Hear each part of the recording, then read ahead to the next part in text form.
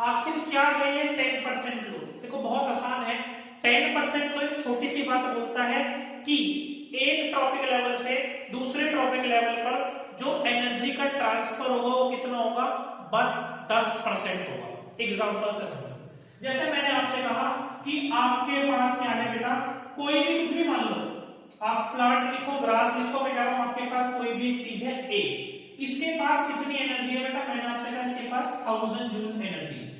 अब जब ए को बी खाएगा, ठीक है, इट मींस जब ए को बी ने खाया तो उसके पास कितनी एनर्जी रहेगी? तो 10% लोग कहता है कि बस इसका 10% एनर्जी ही क्या होगी बेटा?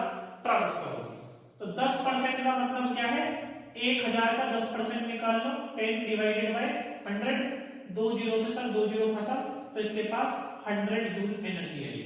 ठीक है, अगर वीडियो बढ़िया लगी हो तो चैनल को लाइक शेयर सब्सक्राइब जरूर करना। जय हिंद, जय भारत।